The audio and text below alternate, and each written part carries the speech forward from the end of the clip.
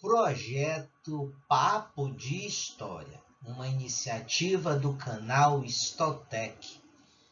Conteúdo de hoje: Era Vargas, professor Wilfred Batista, e especialmente nesta aula vamos estar falando, discutindo e apresentando um dos períodos mais críticos, mais temerários da Era Vargas, o famoso Estado Novo.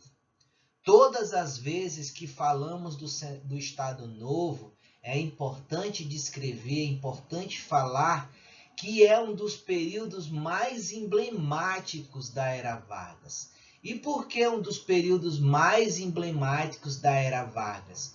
Porque uma grande característica deste período, uma grande característica deste momento foi vamos dizer assim, a política ditatorial de Vargas, mas principalmente o alinhamento do Vargas com o eixo ou com os países defensores da política nazifascista.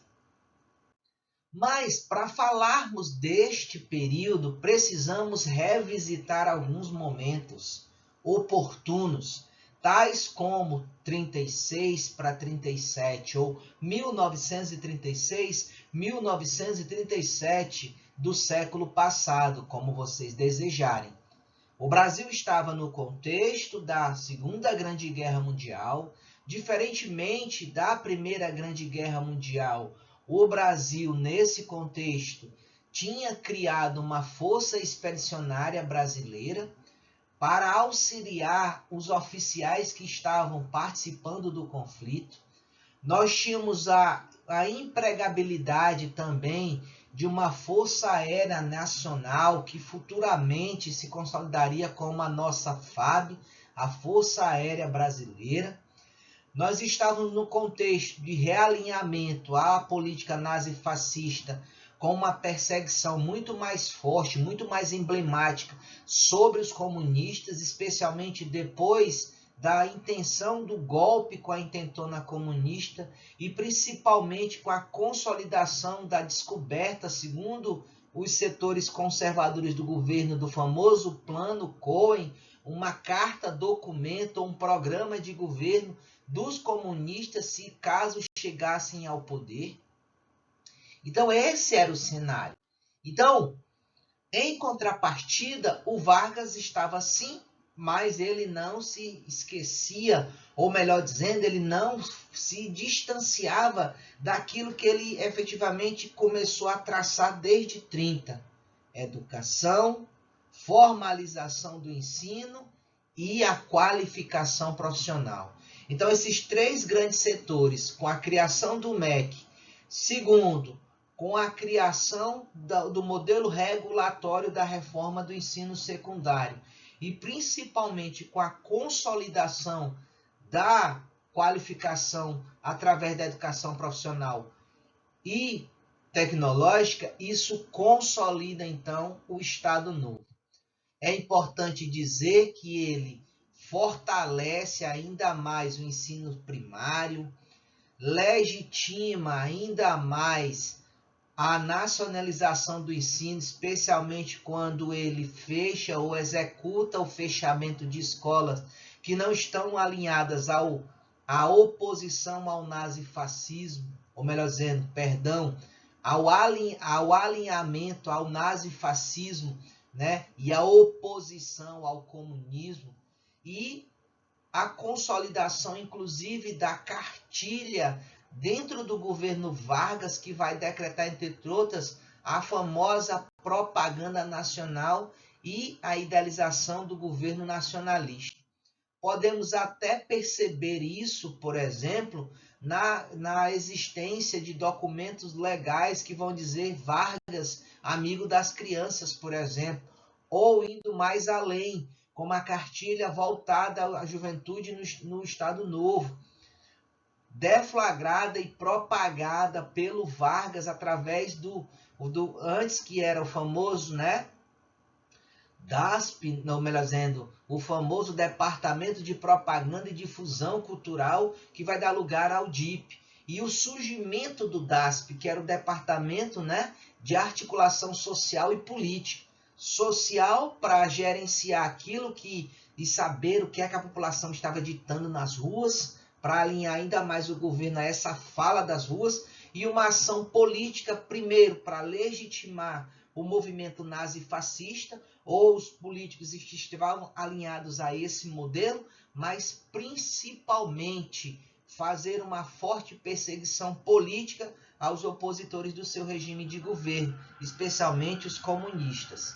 Mas é importante também dizer que dentro desses programas de governo, o Vargas se mostrava muito mais carismático, muito mais populista, muito mais nacionalista, muito mais integralista e principalmente muito mais trabalhista. E quando a gente fala trabalhista, ele vai consolidar, inclusive durante esse período de governo, um dos mais importantes documentos que vai legitimar a indas e vindas dos trabalhadores dentro do Brasil, a famosa CLT, a Consolidação das Leis Trabalhistas.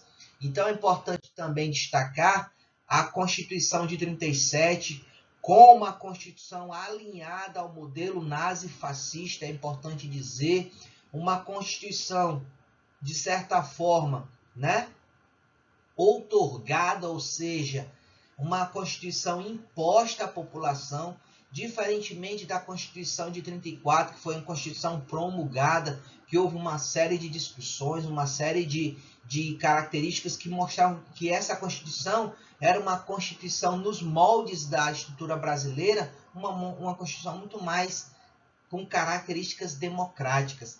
Já diferente dessa, que era extremamente autoritária, né, que vai exigir, inclusive, por exemplo, o fim, por exemplo, né, dos partidos oposicionistas, como o Partido Comunista Brasileiro, que teve que ser levado à ilegalidade, a institucionalização, mesmo que momentânea, da pena de morte no território brasileiro. Ainda bom se dizer que, ainda assim, o Brasil não adota a pena de morte como fator emblemático. Nesse contexto, havia uma tentativa de se empregar essa pena de morte, mas não dizer que era na sua totalidade.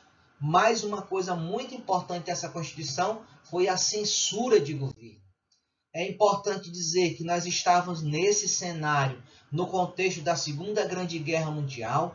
É importante destacar, é importante dizer, entre outras coisas, que houve categoricamente a tentativa, né, de se alinhar, mas com aquela historinha, né, de neutralidade. O Brasil não tem essa característica emblemática de, vamos dizer assim, de uma participação enérgica na guerra até 42, mas a partir de 42, especialmente depois de desdobramentos ocorridos em território nacional, especialmente no Nordeste, mais especificamente no Rio Grande do Norte, quando efetivamente se construiu uma suposição de que os ataques oriundos a navios brasileiros em costa brasileira por estrangeiros, especialmente alinhados ao eixo, mostravam justamente o descontentamento do eixo contra as indas e vindas do Brasil.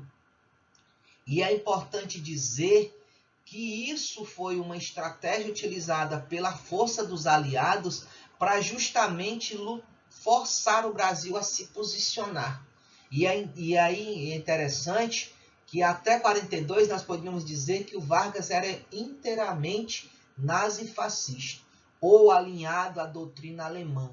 Mas efetivamente, a partir de 42, o Vargas muda de lado, inclusive passa a defender a bandeira dos aliados, liderado pelos Estados Unidos.